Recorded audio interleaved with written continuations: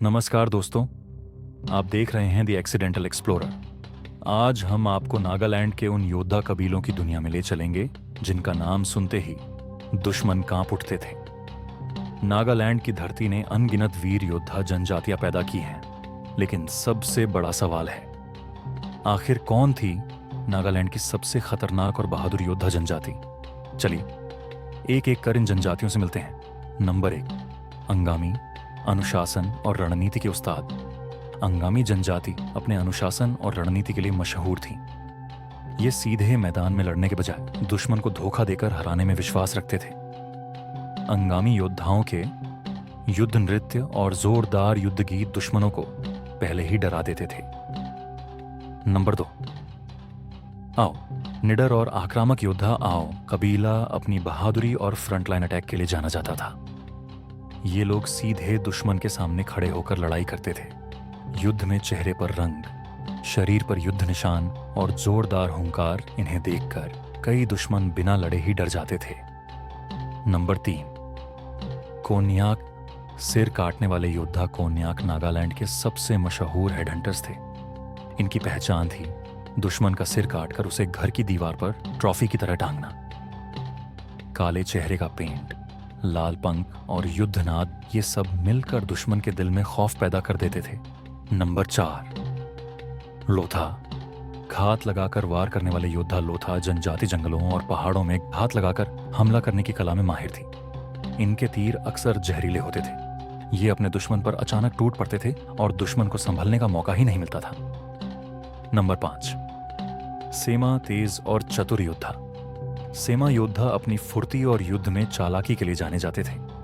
ये लोग युद्ध में झूठे पीछे हटने का नाटक करते और अचानक पलटकर हमला कर देते। इस वजह से इनका मुकाबला करना बहुत कठिन था।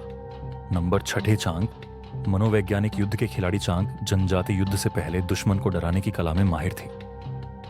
उनके युद्ध नृत्य और शिकारियों जैसे शोर दुश्मन की हिम्मत तोड़ देते थे। कहा जाता है कि चांग योद्धा बिना लड़े ही दुश्मन को मानसिक रूप से हरा देते थे। नंबर 7, यिमचुंगर, पहाड़ों के शेर यिमचुंगर योद्धा पहाड़ों और कठिन इलाकों में लड़ाई के उस्ताद थे। ये अपने इलाके की भौगोलिक ताकत का फायदा उठाकर दुश्मन पर हमला करते। इनकी बहादुरी और सहनशक्ति ने इन्हें पर्वतीय शेर का दर्जा दिया।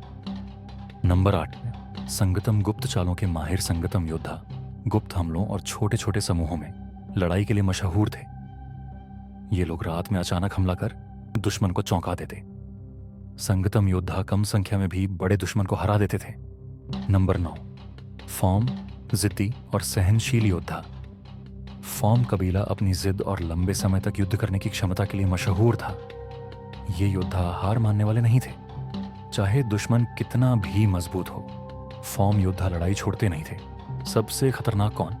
अनुशासन और रणनीति में अंगामी, निडरता और सीधा हमला करने में आओ, सिर काटने और आतंक में कोन्याक, जंगल और छुपकर लड़ने में लोथा और सेमा, मानसिक युद्ध में चांग, पहाड़ी ताकत और सहनशक्ति में यिमचुंगर और फॉर्म, गुप्त हमलों में संगतम। लेकिन दोस्तों, अगर सबसे डरावनी और दुनिया भर में मशहूर किसी एक योद्धा जनजाति का नाम लिया जाए तो वो है कोन्याक, नागालैंड के हेडहंटर योद्धा।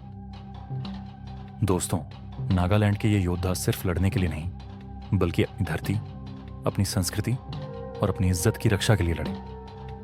हर जनजाति की अपनी वीरता की कहानी है। अब सवाल आपसे, आपके हिसाब से नागालैंड की सबसे खतरनाक और बहादुर योद्धा जनजाति कौन है? कमेंट में जरूर लिखें। और हाँ, अगर वीडियो पसंद आए तो लाइक करें, शेयर करें और द एक्सीडेंटल एक्सप्लोरर को सब्सक्राइब करना न भूलें।